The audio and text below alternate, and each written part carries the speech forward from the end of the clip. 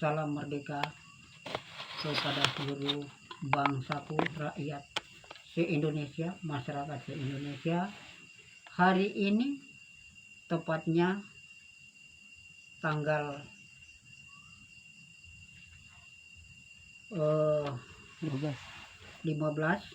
2021 bulan 1 menerangkan keterangan seputar keterangan dari Garuda Pancasila. Makna daripada Garuda sudah dijabarkan, dijelaskan. Makna Pancasila sudah dijabarkan dan dijelaskan. Sekarang makna yang dijelaskan adalah gambar Garuda Pancasila.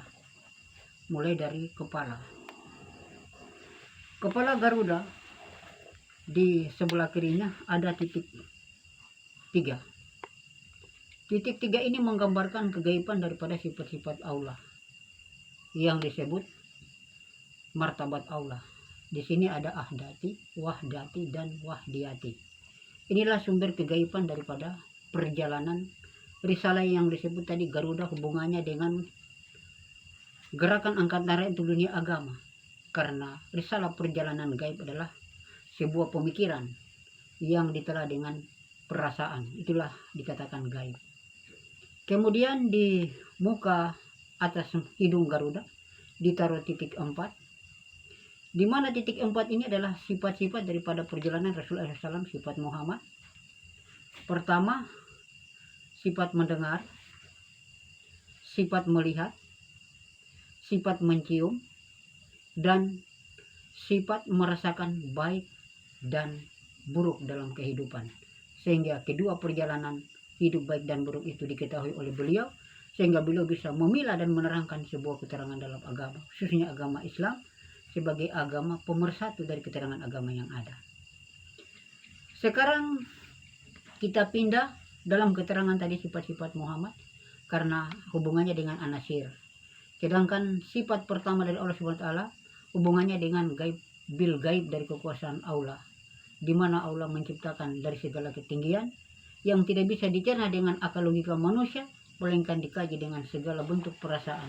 Karena besarnya daripada keluasan tidak dapat diukur dengan kategori logika, melainkan diukur dengan kategori perasaan. Karena dalam tinggi luas kekuasaan Allah sehingga tidak bisa dilogikakan, hanya bisa diartikan begitu luas dan begitu besarnya kebesaran Sang Pencipta yang dikatakan Allah Maha Besar. Kita pindah sifat-sifat yang kedua, di mana ada titik 4 di atas hidung Garuda. Inilah ada nasir yang memang dirasakan atau dijalankan oleh setiap individu manusia. Baik itu di agama Islam, agama Buddha, agama Kristen, agama Hindu, agama Protestan, agama Katolik, Konghucu, bahkan seluruh agama dunia manapun tetap memakai anasir dari jasadnya itu sendiri. Mengapa? Karena inilah yang mendirikan bahan material kehidupan manusia untuk membangun sebuah sana kehidupan dari anasir yang ada. Jadi kaitan dari anasir tadi menciptakan rangkaian daripada kerukunan, melahirkan ini 17 di sayap. 17 di sayap ini apa? Rangkaian pelaksanaan 5 waktu. Mulai dari lohor, asar, maghrib, isya, dan subuh. Hitungannya 17 rakaat. Mengapa? Ini rangkaian daripada jasad manusia. Lalu di dalamnya ini simbol-simbol yang berkaitan dengan alam. Ini adalah sebuah keterangan ketetapan dari Allah yang dikatakan maha gaib. Mengapa dikatakan maha gaib? Karena ini tidak bisa dicerna dengan logika, melainkan dengan kajian spiritual secara mendasar dan mendalam, agar dapat memahami apa yang dikatakan kepercayaan, apa yang dikatakan keyakinan. Kepercayaan dan keyakinan menyatukan jasmani dan rohani. Kepercayaan adalah sebuah fisik perjalanan hidup manusia secara nyata, sedangkan rohani perjalanan perasaan manusia secara gaib yang berhubungan dengan nyata. Maka ini yang dikatakan, bangunlah jasmani dan bangunlah rohani. Tetapi selama membangun jasmani tidak mementingkan melihat kondisi rohani, maka di sini terjadi kepimplangan dalam suatu kepercayaan dan keyakinan. bisa membawa kerusakan bagi diri sendiri dan bisa membawa dampak kerusakan bagi orang lain. Akibat apa? Salah menerjemahkan, salah memberikan tafsiran, dan salah memberikan keterangan. Sehingga bukan cuma dirinya yang tersesat, orang lain juga disesatkan. Mari kita memfilsafat dan menerangkan sebuah keterangan yang lebih baik, lebih jelas, lebih terarah, agar orang-orang lain tidak tersesat dan tidak salah arah.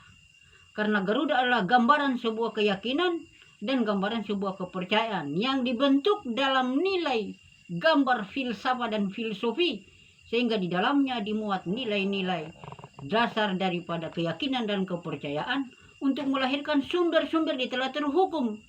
Maka dikatakan sumber daripada segala sumber hukum dasarnya dari Pancasila. Pancasila adalah sehubungan dengan susunan, sedangkan panca indera sehubungan dengan pemberian yang maha kuasa kepada diri manusia. Di mana panca indera sumber dasarnya diambil daripada anasir 4. Adanya air, adanya api, adanya angin, adanya tanah. Inilah menjadikan sumber Garuda gambar daripada burung, tetapi merisalakan daripada perlakuan syariat, tarekat, hakikat, dan ma'rifat. Mengapa? Ini bentuk-bentuk dinamika keagamaan yang menuju kepada kepercayaan dan keyakinan. Dulunya keyakinan, tetapi masa jumlah populasi bertambah dan banyak, maka dijadikan kepercayaan, maka disebut agama kepercayaan dan keyakinan. Agama pertama adalah agama suku. Setelah dengan jalan besarnya populasi pertumbuhan manusia, maka disebut agama massa, maka disebut kelompok-kelompok beragama. Pancasila merampungkan seluruh keterangan agama, menyatukan seluruh kepercayaan agama, dan menggambarkan sebuah kehidupan manusia di dalam tatanan peradaban itu sendiri. Sehingga Pancasila banyak melahirkan keterangan-keterangan Islam yang Islamik, Islam yang madani, dan Islam ba'datan, Islam toibatan. Mengapa? Di dalam gambar Garuda ini ada sisi bulu ekor 8. Menyambarkan apa sisi bulu ekor? Sifat Jalal dan Jamal. Siapakah sifat Jalal dan Jamal? Sifat Jalal dan Jamal adalah sifat daripada kedua orang tua, ibu bapak. Di dalam bulu ekor, di sini tersimpan 13. Mengapa 13? 13 ini adalah rukun 13 atau dikenal dengan malaikat 13. Di manakah tempat malaikat 13 pada manusia? Ada pada diri manusia itu sendiri. Di manakah tempatnya? Pada diri manusia. Mata 2, lubang hidung 1, 2 lubangnya, mulut, telinga, kemudian di mana dubur dan rahasianya. Apa sebabnya? Ini yang dikatakan malaikat 13 sebagai peran pendamping daripada diri manusia. Ini rangkaian melengkapi daripada pekerjaan sholat 5 waktu untuk merangkumkan sebuah kepercayaan dan keyakinan menuju kepada Sang Khalik yang membentuk kesempurnaan dari kesempurnaan sendiri. Siapa yang dikehendaki dan siapa yang dikehendakinya. Mengapa? Allah maha menghendaki apa yang dikehendaknya. Jadi manusia yang beriman, manusia yang bertakwa adalah manusia yang memandang penting melihat dirinya, tidak mencemoohkan orang lain. Mengapa? Belajarlah dengan diri sendiri dan belajarlah bercermin dengan wajah sendiri. Sehingga jangan mudah mencemoohkan orang tanpa melihat diri daripada wajah itu sendiri. Mengapa? Manusia itu adalah bayang-bayang kekuasaan yang maha kuasa, karena manusia dititipkan sebuah rahasia. Di mana manusia sebelum manusia kita, yaitu manusia dahulu kala, yaitu para nabi dan para rasul, sudah dititipkan amanah keterangan rahasia Allah yang merisalakan sebuah kisah dan cerita. Mereka lah asal usulnya yang dikatakan agama per agama. Maka muncullah agama-agama sehingga agama akhir adalah agama Islam. Agama persatu, agama pemersatu, agama pembawa keterangan, dan agama membawa sebuah perbandingan kebaikan untuk memanusiakan manusia, menumbuhkan manusia menjadi manusiawi. Jadi marilah kita hidup dengan landasan undang-undang negara yang lebih jelas, lebih terang, lebih paten, lebih pas, agar kita tidak menjadi praduga-praduga yang menduga-duga yang bisa menyesatkan orang lain. Marilah kita membuat prasangka baik kepada sesama, agar menciptakan bangsa Indonesia adalah bangsa yang merdeka. Bangsa Indonesia adalah bangsa yang memiliki kemajemukan. Bangsa Indonesia memiliki keragaman. baik itu adat, baik itu budaya, baik itu agama, karena sebuah hasanah kekayaan yang dititipkan oleh Allah Subhanahu wa taala, dan kita wajib menyukurinya, wajib menjaganya, wajib melindunginya, karena Undang-Undang Dasar Negara Republik Indonesia berdasarkan Pancasila menjamin segala bentuk kebenaran di dalamnya, tidak menjamin kejahatan dan tidak menjamin sebentuk kelompok politik di dalamnya, tetapi menjamin akses kemanusiaan dari anak cucu Adam, dari keseluruhan hidup yang ada. Jadi hari ini saya berikan penjabaran dan penjelasan seputar perjalanan gambaran Garuda Pancasila. Sekarang kita melihat di sini Garuda mencengkeram Bhinneka Tunggal Ika. Kenapa Bhinneka Tunggal Ika dicengkeram oleh cengkeraman Garuda? Jari-jarinya Garuda ini hanya 4, kiri dan kanan.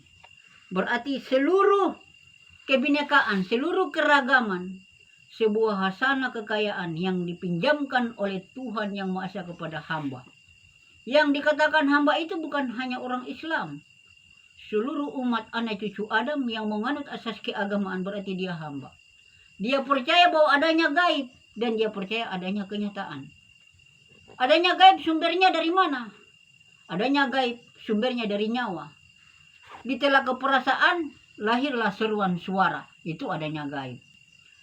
Adanya jasmani, adanya apa? Fisik, tempat bernaungnya sebuah kegaiban pada diri manusia atau pada jasad manusia.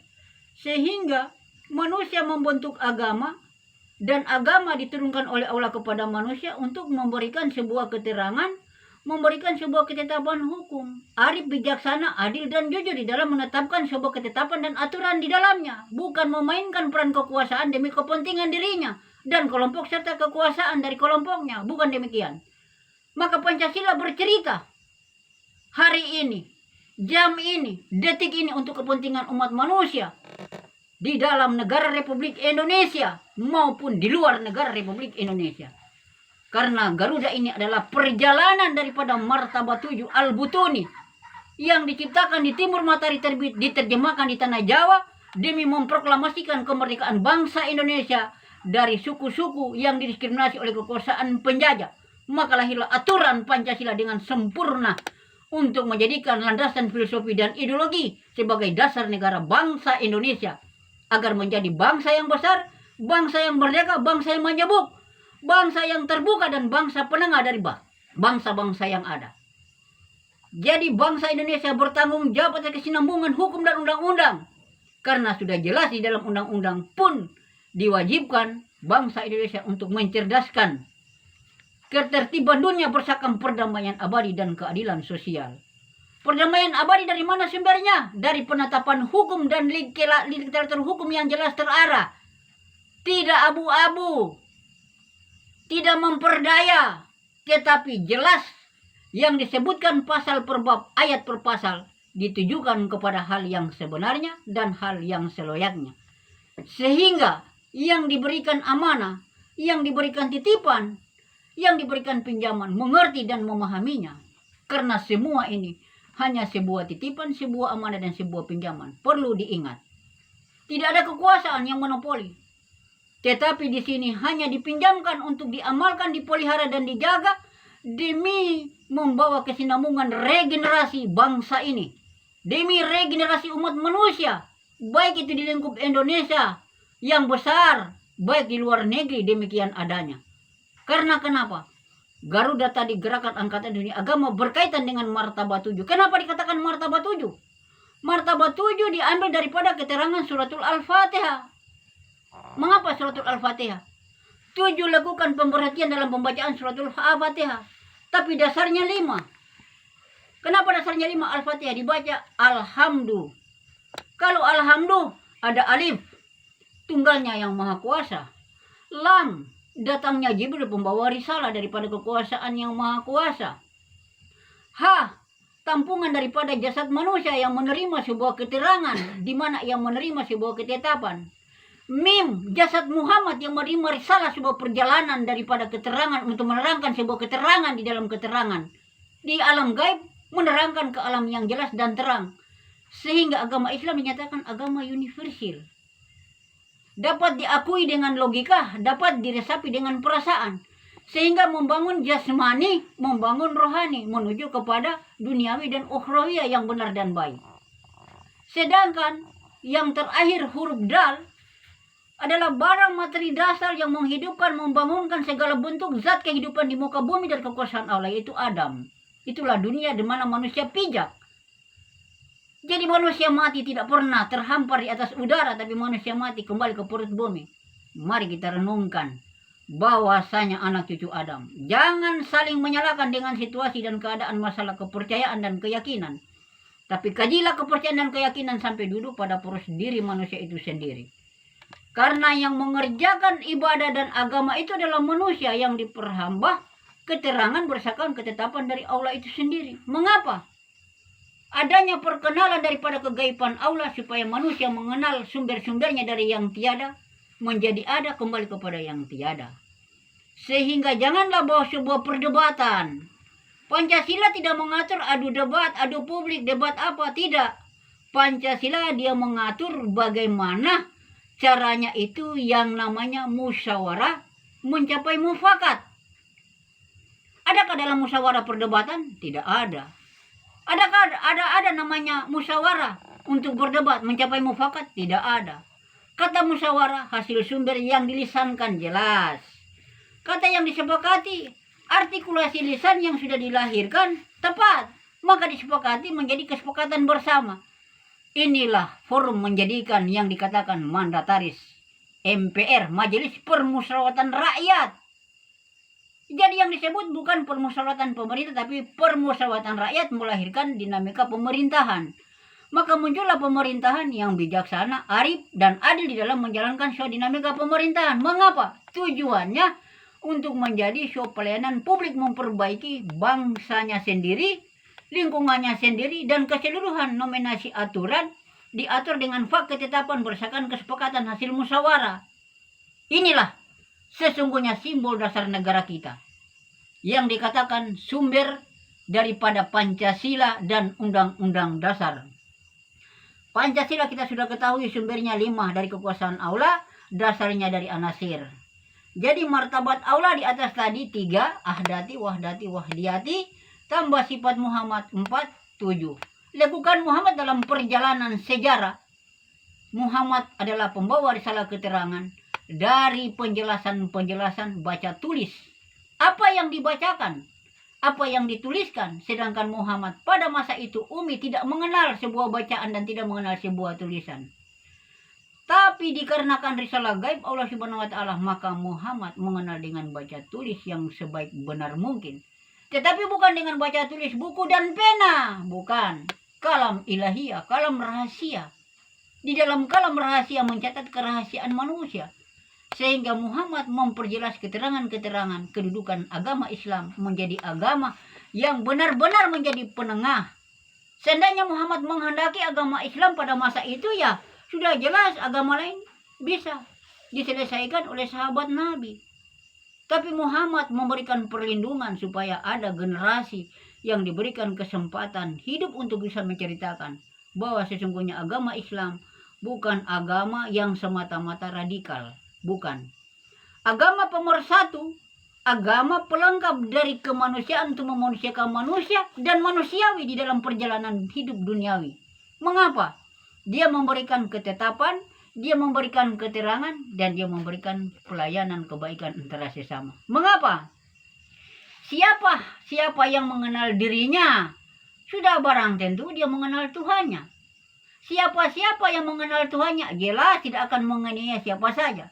Karena setiap kehidupan manusia, agama manapun diberikan kehendak Allah dan diberikan kekuasaan Allah. Yang dikasihi diberi rahmat.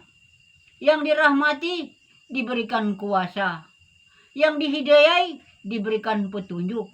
Yang dikurniai diberikan berkah. Sehingga dalam posisi Islam, marilah kita amalkan Islam yang sebaik mungkin, sebenar mungkin, sebagaimana landasan kita adalah landasan Pancasila yang disebut landasan filosofi dan ideologi. Inilah pandangan bangsa yang disebut sumber daripada segala sumber hukum negara Republik Indonesia. Mari kita bersama-sama memecah dan mendudukkan persoalan, bukan berarti memecah belah, tapi memecah pemikiran kita, menjadikan presentasi pola berpikir yang tenang, pola perasaan yang tenang, agar senantiasa kita jangan menjadi gundah gulana dengan keadaan yang ada. Jangan saling mempersalahkan segala bentuk yang ada, tetapi marilah cari sisi dan solusi titik yang lebih mengarahkan kepada kebaikan.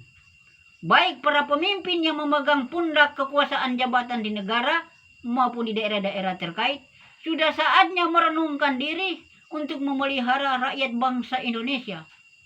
Janganlah jadi rakyat bangsa Indonesia sebagai pijakan, dan janganlah jadi masyarakat menjadi tempat tumpuan.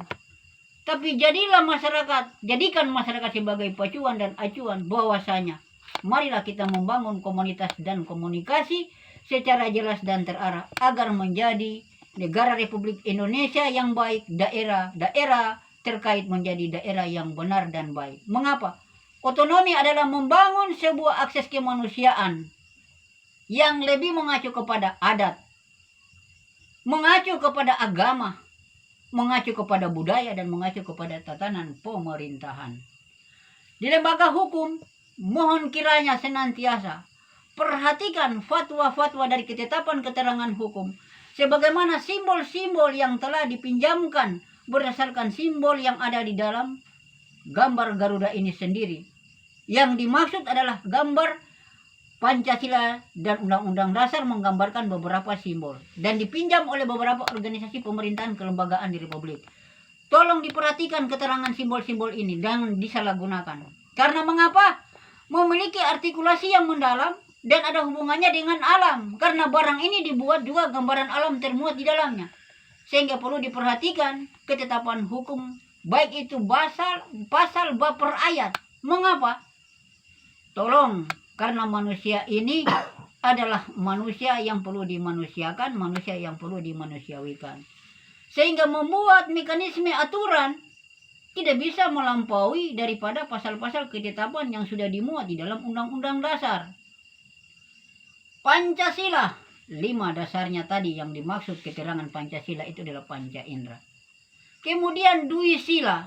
Makna Dwi Sila itu apa? Makna Dwi Sila itu yang menjalankan adalah laki-laki juga perempuan tentang literatur hukum.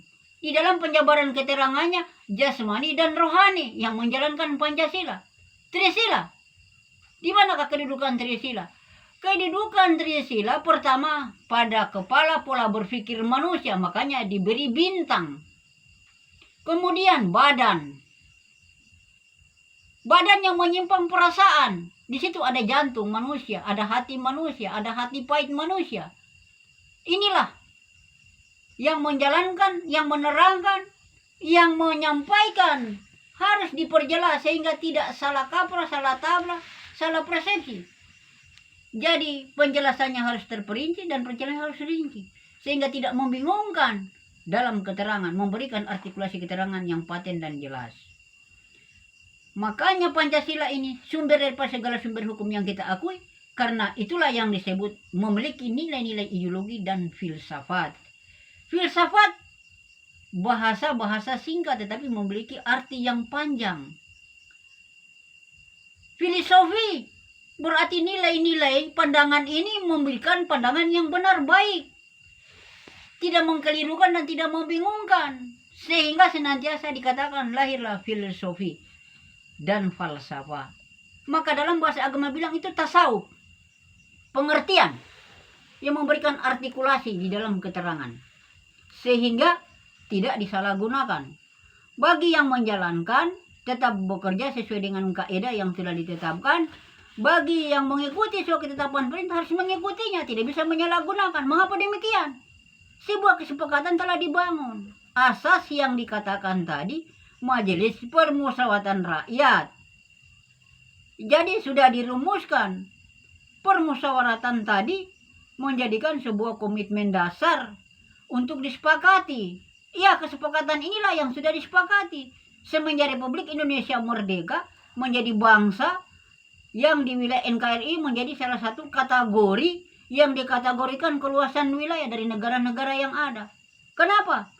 Karena bangsa Indonesia memang dikejar, diburu, banyak asetnya.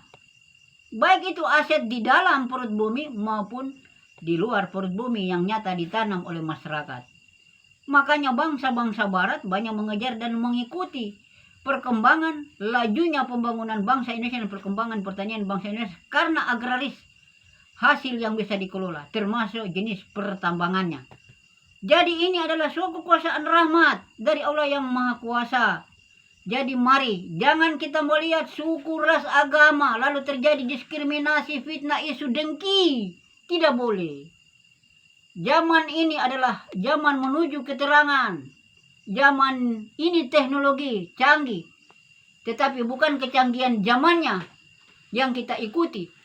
Tetapi bagaimana manusia menempatkan keimanannya supaya kecanggihan itu tetap berjalan, keimanan pun ikut di dalamnya. Sehingga menjadikan manusia yang membangun sumber daya manusia seutuhnya. Yang dikatakan bagaimana itu kearifan lokal dan bagaimana itu yang namanya wawasan internasional. Supaya melahirkan kaderisasi regenerasi bangsa Indonesia yang benar-benar terpatri dengan patriotisme untuk rasa kejiwaan, rasa cinta tanah air, rasa bangga dengan bangsa Indonesia sebagai bangsa yang besar, rasa bersyukur karena nikmat yang besar di bangsa ini.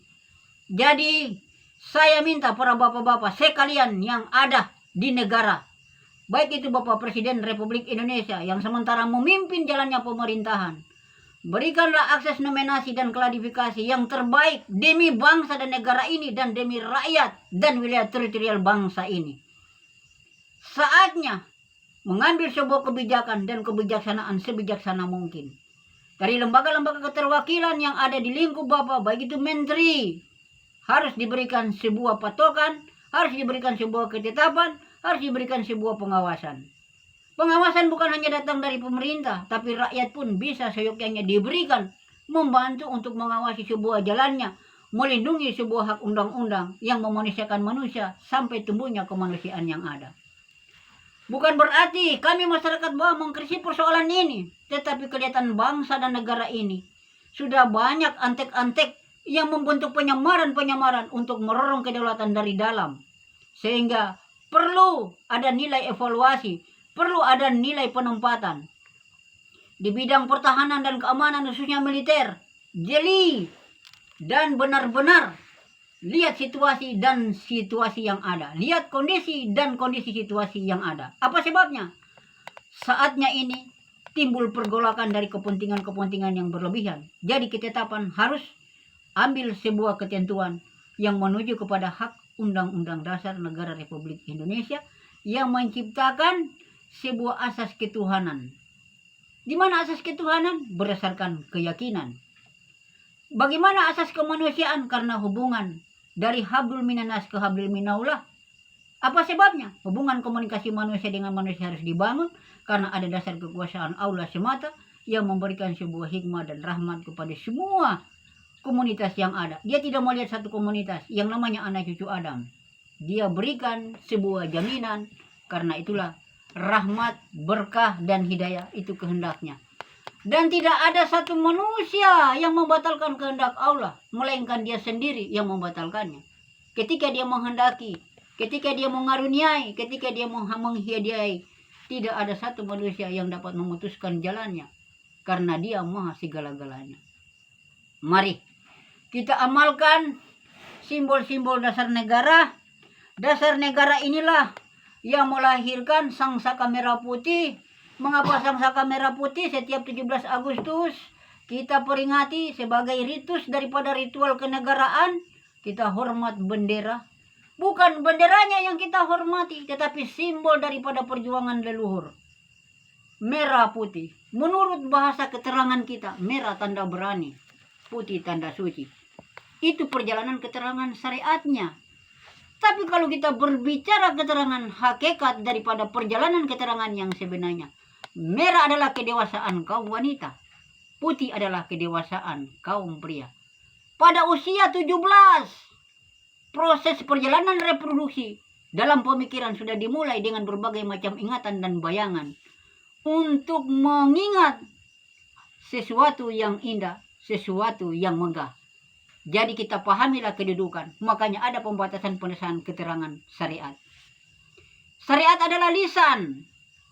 Tarekat adalah artikulasi lisan. Hakikat penempatan lisan. Ma'rifat adalah kekuasaan dari perlakuan manusia itu sendiri. Supaya mengetahui yang sebenar-benarnya bagaimana diri ini. Dan bagaimana yang sebenarnya tentang hidup ini. Dan bagaimana ke depan menghadapi mati ini. Jadi jangan semata duniawi kita jadikan sebuah pacuan. Perkembangan zaman modern kita jadikan acuan. Teknologi secanggih apapun tidak ada manusia abadi. Tetap akan merasakan kematian. Kullu nafsin za'iqatul maut. Sudah barang tentu kematian itu pasti akan terjadi. Di sini tidak ada perdebatan. Di dalam Al-Quran pun tidak menceritakan perdebatan. Karena Al-Quran membahasakan. Kuciptakan bersuku-suku dan berbangsa-bangsa guna saling mengenali antara sesamamu. Dia tidak menjelaskan guna saling bermusuhan, tidak. Kuciptakan bersuku-suku dan berbangsa-bangsa guna saling mengenal. Kenal mengenal di antara sesamamu. Berarti sudah barang tentu. Kita orang yang memahami suatu pemahaman spiritual. Mendudukan spiritual yang benar. Mendudukan kepercayaan yang benar. Mengajak akidah yang baik. Jangan saling menjatuhkan. Jangan saling menghujat. Ada kelompok yang mengatasnamakan garis keras. Lalu kalau kelompok garis keras, garis yang lemah mau ditaruh di mana? Iya kan? Seharusnya tidak ada yang dikatakan garis keras. Agama Islam melulukan keterangan dan memberikan penjelasan keterangan. Mari kita bangun keislaman yang baik dan benar. Dan janganlah kita saling menghujat dan mengkritisi.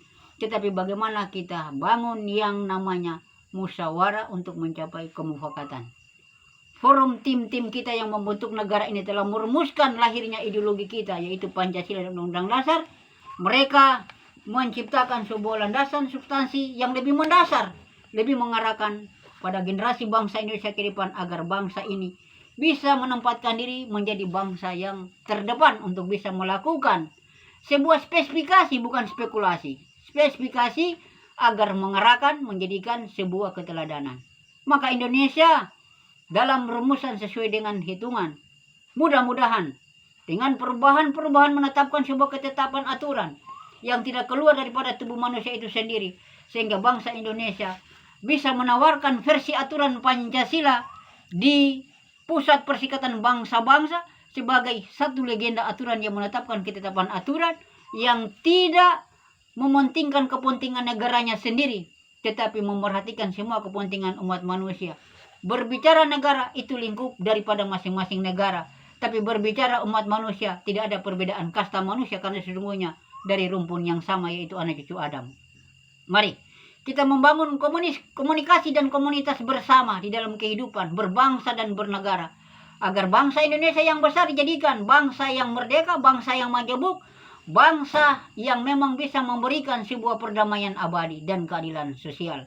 Karena sesungguhnya Pancasila dalam Mukadimah Undang-Undang Dasar 1945 menyatakan Indonesia ikut melaksanakan ketertiban dunia yang berdasarkan perdamaian abadi dan keadilan sosial bagi seluruh rakyat Indonesia. Mari, perdamaian abadi sudah jelas, barang susunan undang-undang dan hukum harus diperjelas sehingga kita di Republik Indonesia ini tidak melahirkan keterangan yang kontroversi, tapi melahirkan keterangan yang spesifik, positif.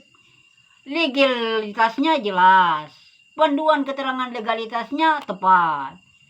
Pembawaannya juga ya lebih terarah dan lebih jelas. Mohon bapak-bapak yang mengetahui hukum di dalam negara, pahamilah hukum yang sebenarnya, karena apapun dikatakan pasal, bab, per ayat, tapi sumbernya adalah Pancasila. Dan Undang-Undang Dasar sebagai counterback dasar untuk mengatur jalannya sumber undang-undang di negara. Jadi marilah kita mengkaji dan mendudukan Pancasila sebagai naturalisasi berpandangan dan berpatokan kepada substansi dasar, sehingga kita pijak pada dasar yang sebenarnya, tidak keluar daripada dasar-dasar yang sesungguhnya, tapi kita mengikuti dasar-dasar aturan yang sebenarnya. Inilah Pancasila. Saya dari Putra Timur Matahari Terbit memberanikan diri memberikan penjelasan dan keterangan yang ada. Bukan hanya sekedar mencari nama atau mencari tenar atau mencari pujian. Tapi saatnya saya berikan penjelasan dan keterangan Tinggal tergantung yang menyimak, yang mendengar, mengkaji dan mengklarifikasi sejauh mana keterangannya dan kebenarannya, dan sampai di mana ketetapan kebenarannya. Bila memang merasa tidak puas dan merasa tidak senang, saya siap dipertanyakan dan saya siap ditanya untuk memberikan keterangan. Karena saya tidak mau memberikan keterangan dibuat-buat. Seandainya keterangan ini saya buat dengan keterangan dibuat-buat, maka saya bersedia diberikan hukuman oleh Allah Subhanahu wa taala, apakah dilaknat atau ditimpa mara bahaya dan bahala. Karena yang saya katakan ini bukan persoalan main-main, tetapi persoalan nasib umat manusia, nasib bangsa Indonesia dan nasib anak cucu Adam. Di tengah ambang gelombang percaturan yang melampaui batas sehingga banyak lupa diri dan banyak salah jalan. Banyak mengambil peran kekuasaan, tidak mengambil peran bagaimana jalan musyawarah untuk menunjukkan sikap kebenaran dan ketenangan demi membangun hak iman. Perang Badar sudah selesai, dibentuk untuk membentuk agama Islam. Yang ada sekarang perang melawan hawa nafsu, dikatakan jihadu bin nafsi. Berperang dengan hawa nafsu, melawan antarmuka kepentingan dunia yang berlebihan. Mari kita sama-sama harus membangun akidah dan keimanan untuk menuju sebagai Islam agama pemersatu, agama penyatu dan agama penyantun. Bukan agama yang menanamkan dan mengumbar sebuah kesakitan dan menanamkan sebuah kebencian, tetapi agama yang betul-betul melahirkan sebuah kasih sayang, tidak membedakan yang namanya anak cucu Adam, karena dari pohon yang sama, dari sumber yang sama. Jadi sekiranya keterangan yang saya berikan singkat, yang sudah saya sampaikan, mohon para pendengar atau para penikmat tolong mengkaji dan mengklarifikasi dengan baik apa yang sudah saya sampaikan. Bila merasa ada yang kurang di dalam keterangan saya, bisa ditambahkan atau bisa ditanyakan kepada saya secara langsung dan saya akan menerangkan secara langsung. Mengapa demikian? Karena saya tidak membuat keterangan mengada-ngada. Keterangan mengada-ngada itu namanya mencari-cari kebenaran. Tetapi kalau kebenaran dijelaskan dan dikerjakan, dijalankan, itu yang disebut menjalankan hak amanah. Karena ada hak amanah, ada hak titipan dan hak pinjaman. 3 aspek ini menjadi bagian-bagian daripada kehidupan kita. Baik itu bermasyarakat, berbangsa, bernegara, baik itu dalam rukun-rukun kehidupan yang disebut rukun keluarga atau rukun tetangga. Apa sebabnya? Karena ini fungsi disebut multifungsi. 3 kepentingan dasar kepentingan tadi, amanah, titipan dan pinjaman, menjadi bagian dari yang perlu kita lestarikan, kita jaga, dan kita bangun dengan sebaik mungkin. Sehingga kita bangunlah jiwanya, bangunlah jasmaninya. Jadi badan sekaligus dengan rohaninya. Jadi Indonesia sebagaimana yang disampaikan, dinyanyikan oleh Indonesia Raya, harus kita betul-betul merayakan Indonesia. Agaknya Indonesia ini sudah benar adanya, rakyat Indonesia sudah betul adanya. Tetapi kapan Indonesia menjadi Indonesia Raya? Kapan Indonesia yang diimpikan menjadi Indonesia dari metropolitan menjadi megapolitan? Dari megapolitan menjadi superpower, dari superpower menjadi mercusuar. Kapan?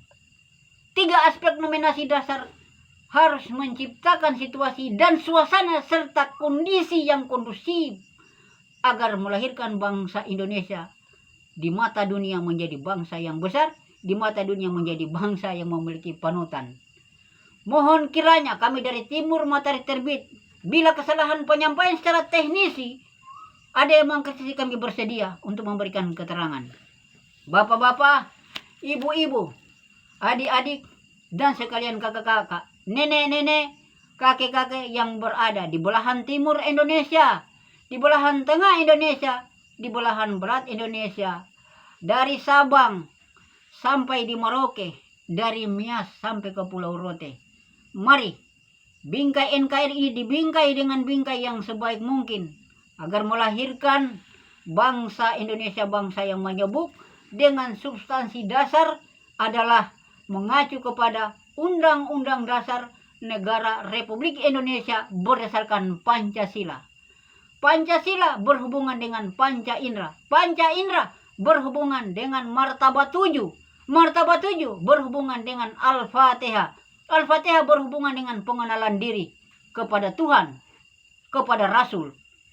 Aspek inilah yang digambarkan dalam suratul namanya Al-Baqarah, yang ditulis Alif Lam Mim oleh Allah sebagai membentuk penyampai risalah. Oleh Jibril menerima sebuah bentuk jembatan risalah. Muhammad menerima sebuah titipan keterangan risalah. Maka panduan Al-Quran sebagai keterangan yang bisa memberikan petunjuk, memberikan hidayah, memberikan hikmah, memberikan fatwa dan petua, sehingga berjalan di jalan titian yang benar, lurus adanya, tidak bengkok kiri, bengkok kanan, jalan di tengah adanya. Salam hormat saya kepada bangsaku, negeriku, masyarakat bangsa Indonesia dari belahan barat, timur, utara, dan selatan. Mohon maaf bapak-bapak, para ulama, para kiai, para ustadz, para mubalik, saatnya lah menjalankan sebuah peribadatan keagama Islam dengan takbir dakwah yang membawa situasi dan suasana keterangan informasi agama dan keterangan agama sebaik mungkin. Jangan mengkelirukan dan jangan membuat sebuah cemomohan, tetapi bangunlah hasanah ukhuwah kemanusiaan agar terciptalah hablul minanas antara sesama. Hablul minallah juga terjalin karena pengenalan daripada sesama, lalu menciptakan ukhuwah kebersamaan, menjalankan syariatnya, menjalankan tarikatnya, menjalankan hakikatnya, dan menjalankan ma'rifatnya. Itulah sifat-sifat Muhammad, memberikan keteladanan dan diikuti para sahabat. Abu Bakar, Utsman, Ali sebagai peran yang memberikan keterangan sepenuhnya untuk memberikan pendampingan Rasulullah SAW. Di dalam perjalanan ini, di dalam keterangan ini, kami dari Putra Timur Matahari Terbit menjabarkan dan menjelaskan keterangan ini guna membangun ukhuwah, silaturahim demi membangun bangsa Indonesia ini dengan titik berat mengacu kepada hukum yang jelas dan diperjelas, sehingga tidak ada kekuasaan power organisasi atas nama organisasi pemerintah memiliki powerful, karena di mata Undang-Undang Dasar Negara Republik Indonesia yang namanya berbangsa dan bernegara, suku bangsa Indonesia, rakyat Indonesia maupun pemerintah Indonesia sama di mata hukum, karena jaminannya adalah Pancasila sebagai sumber daripada segala sumber hukum. Terima kasih penyampaian saya singkat kepada Republik Indonesia, kepada bangsa Indonesia, kepada bingkai NKRI Republik Indonesia yang ada di Indonesia, baik dari daerah timur, daerah tengah, daerah barat. Hari ini saya dari Putra Matahari Terbit menerangkan keterangan ketiga dari perjalanan penyampaian pertama menyangkut Pancasila dan Undang-Undang Dasar, menyangkut Garuda, dan sekarang menerangkan simbol-simbol keterangan Garuda yang ada di dalam tubuh Garuda itu sendiri. Sehingga senantiasa dalam persoalan-persoalan ke depan, janganlah jadi persoalan dan permasalahan, tetapi bila mana ada persoalan yang punya kompetensi di dalam, cepat merampungkan dan merangkumkan sebuah ketetapan di dalam forum musyawarah, apa yang perlu dibahasakan supaya mendapat titik terang dan titik keputusan dan kesimpulan. Terima kasih, salam hormat, salam merdeka kepada bangsa Indonesia, kepada masyarakat bangsa Indonesia. Hari ini saya menjabarkan dan menjelaskan seputar keterangan Garuda dan gambar-gambar Garuda dan simbol-simbol Garuda yang ada di dalam tubuh Garuda ini sendiri. Di dalam perjalanan risalah dan di dalam perjalanan keterangan ini, agar tidak bertanya-tanya, unggahan video pertama mengapa harus menyamping kamera, kedua pun demikian, ketiga mengapa harus menghadap kamera bersama Garuda. Karena memang saatnya Garuda dihadapkan pada keterangan publik bangsa Indonesia, supaya bangsa Indonesia, rakyat bangsa Indonesia mengerti dan memahami, tidak menyatakan bahwa ini bid'ah syirik. Karena dia memiliki landasan nilai ideologi dan filosofi. Berarti nilai keagamaan ada, nilai adat ada, nilai budaya ada, nilai pemerintahan lebih ada lagi, lebih jelas lagi, kan begitu. Jadi kiranya terima kasih, salam hormat saya. Sekali merdeka, tetap merdeka.